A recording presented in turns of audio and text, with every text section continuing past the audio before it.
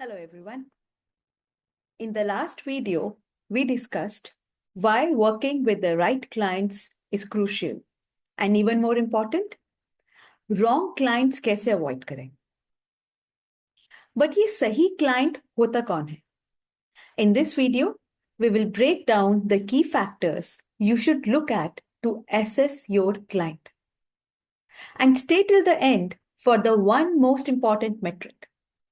अगर आप सिर्फ एक नंबर देख सकते हो, then this will be that number that you look for your clients. Okay, now let's start. So I will share my screen and we can see kya numbers we should be looking for our clients. Yeah, you can see my screen and we pick up, let's say, this company. Okay, now we are going to the financial highlights section here. The first number we are looking for, जिस भी client को हम देख रहे हैं, उनके लिए what we are looking for is sales. उनकी टोटल टर्नओवर पिछले 5 सालों में क्या रही है? As for this company, we can see that the turnover has been steadily increasing. Fine, so that's a good point. But this is only the first tip. इसके साथ हमें और metrics देखने होंगे. Only then it will make sense. बाकी metrics खराब है, but sales increase हो रही हैं. This is not a good idea. In fact, it is worse than sales increase नहीं हो. Okay, the next what we look at is net profits. Profits भी increase हो रहे हैं क्या? Okay, all right. They are, in this case, as you can see, they started with 2,900 crores, 4,000 crores. Then there was a dip, and we will have to see why such a sudden increase in the profit. All right. Next important thing to look at is margins. Gross margin, operating margin, net margin. क्या ये तीनों margin increase हो रहे हैं? और increase नहीं हो that's also okay, but decrease नहीं होने चाहिए. बिकॉज अगर डिक्लाइन हो रहे हैं that means there is something wrong with the current financial set of affairs. So we look at the gross margin of the business, the net margin, the operating margin, sorry, and then the net margin of the business and how the business has done in terms of their margins in the last 5 years. Then the next number to look at is debt to equity ratio. Debt to equity ratio क्या होता है?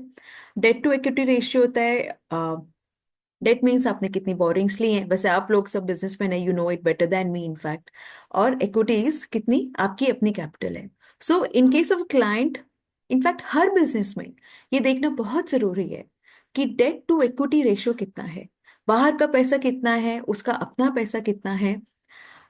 Because अगर बाहर का पैसा बहुत ज्यादा है तो दैट मीन्स कि उसके ऊपर इंटरेस्ट एंड लोन बर्डन आ जाएगा and it is a very big risk for the business. So in this case, this company has not taken any loan, but for your businesses, you should look at the debt equity ratio. और last 5 years का देखिए again, अगर ratio increase होता जा रहा है तो मतलब it's a red flag, it's a problem.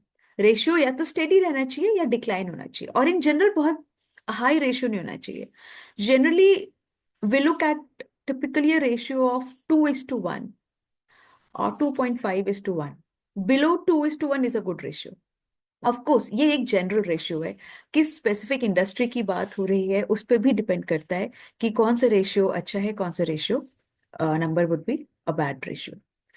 Then we have the next number to look at is current ratio. The next number then to look at is current ratio. Again current ratio क्या होता है? आपके current assets जो होते हैं, आपके debtor से पैसे आने हैं, बैंक में पैसे रखे हैं, इन्वेंट्रीज में पैसे हैं, कुछ छोटे मोटे लोन्स एंड एडवांसेस हैं. सो ये जो ये आपके करंट एसेट्स हैं एंड करंट लाइबिलिटीज. आपको क्रेडिटर्स को पैसे देने हैं, कहीं और छोटी मोटी लाइबिलिटीज हैं, वो लाइबिलिटीज. सो किसी भी बिजनेस की जो शॉर्ट टर्म 1 साल के अंदर जो उसके एसेट्स और जो उसकी लाइबिलिटीज हैं उसका रेशियो देखना जरूरी है. उससे उसकी लिक्विडिटी का असेसमेंट होता है कि बिजनेस का हाथ बहुत खिंचा हुआ है, बहुत टाइट है, या फिर they are okay, they are relaxed, या फिर कुछ बिजनेस का रेशियो बहुत अच्छा होता है, स्पेशली आईटी कंपनीज में, if you will see the ratio is very good. Anyway, so then this is the current ratio that you should look at, जो फॉर योर क्लाइंट्स. पिछले 5 साल का रेशियो देखिए. रेशियो इंक्रीज हो रहा है, that is good. Ratio steady है, that is also fine. Ratio decline हो रहा है, that's a problem. In general, what is a good current ratio? 1:1 is a, sorry, 1:1 is for quick ratio. For a current ratio, 2:1 is a decent ratio. अगर 2:1 से ratio ज्यादा कम है, so थोड़ा सा देखने वाली बात है. और अगर काफी ज्यादा है तो भी देखना चाहिए, इतना ज्यादा क्यों है, बिकॉज उसका मतलब ये है कि शॉर्ट टर्म में बहुत सारे एसेट्स फालतू पड़े हैं बिजनेस के ऊपर, तो वो भी क्यों पड़े हैं. बट इन जनरल बहुत कम नहीं होना चाहिए. एक और नंबर जो आपको देखना चाहिए वो है डेज पेबल्स. डेज पेबल क्या होता है कि वो बिजनेस अपने सप्लायर्स को कितने दिनों में पैसा दे देता है. उनके पिछले 5 साल का डेज पेबल्स देखना चाहिए. एंड वी शुड सी कि वो नंबर इंक्रीज हो रहा है क्या. अब जैसे इस बिजनेस के केस में ये पहले 95 डेज में पैसा दे देते थे, फिर 70 हुआ, फिर थोड़ा बढ़ गया. अभी 2 साल से ये वापस कम हो गया है, 67, 71. तो अभी करीब 70 दिन में ये अपने सप्लायर्स को पैसा दे देते हैं. ये नंबर देखना बहुत जरूरी है, बिकॉज जब आप बिजनेस करते हो आपका एक सबसे बड़ा पॉइंट यही होता है कि उनसे पैसा कितने दिनों में आपको मिल रहा है. ये नंबर आपको वो बताता है. कई बार क्या होता है कि आप जिनके साथ बात कर रहे हो वो नेगोशिएशन के टाइम पे बोलते हैं कि अरे हम तो आपको 30 दिन में पैसा दे देंगे. बट जब आप उनके नंबर्स और बैलेंस शीट देखते हैं तब आपको पता चलता है कि इनका जनरल प्रैक्टिस तो 70 दिन है, 30 दिन नहीं है. Then you can talk back to them, negotiate back with them कि नहीं, आप 30 बोल रहे हो बट आपकी प्रैक्टिस 30 दिनों की नहीं है, 70 दिनों की. हमें उसी हिसाब से टर्म्स मैनेज करने होंगे. So therefore this is a very important number two look at जब आप अपने क्लाइंट्स देख रहे हो. नाउ द लास्ट नंबर जो देखना बहुत जरूरी है is the operating cash flows number. As we all know, business में कैश इज द किंग. आपकी सेल्स हो सकती हैं, प्रॉफिट्स हो सकते हैं, सब ठीक हो सकता है. बट अगर कैश ही बिजनेस में जनरेट नहीं हो रहा है तो कहीं ना कहीं जाके प्रॉब्लम तो आनी ही है. So the last number and actually the most important number that we should look at जब हम कोई भी बिजनेस देख रहे हैं वो है their operating cash flows. Typically जो ऑपरेटिंग कैश फ्लोज होते हैं वो उनकी नेट प्रॉफिट से मैच करने चाहिए. रीजन बीइंग, जितना उनकी बैलेंस शीट कह रही है एंड में कमाया उतना उनके पास कैश आना चाहिए. बट कभी डेप्रिसिएशन या अदर रीजंस की वजह से इनमें थोड़ा डिफरेंस आ जाता है. स्टिल कैश फ्लोज आपके नेट ऑपरेटिंग आपके नेट प्रॉफिट से ज्यादा ऊपर नीचे नहीं होने चाहिए. एंड ज्यादा कम तो बिल्कुल भी नहीं होने चाहिए, उनसे 80% कम तो बिल्कुल भी नहीं होने चाहिए. सो ये चीज देखने वाली होती है. सो these are some of the things that you should look uh, for your clients, existing ones also and new ones also.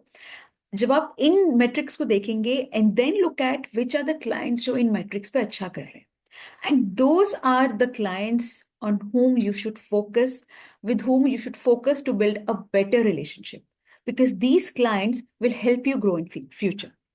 And जिन क्लाइंट्स के नंबर्स बहुत खराब हैं, आई वुड सजेस्ट एकदम से नहीं but gradually find a way to get out of those clients और talk to them. Maybe आप उनके साथ अपनी सिचुएशन, एडवांस पेमेंट्स या कुछ स्ट्रॉन्गर बना के चलिए, सो दैट अगर वहां पे कभी प्रॉब्लम आती है तो आपको इम्पैक्ट नहीं आए. So yeah, I think this is it for this video. And until next time, best of luck with your business. Thank you.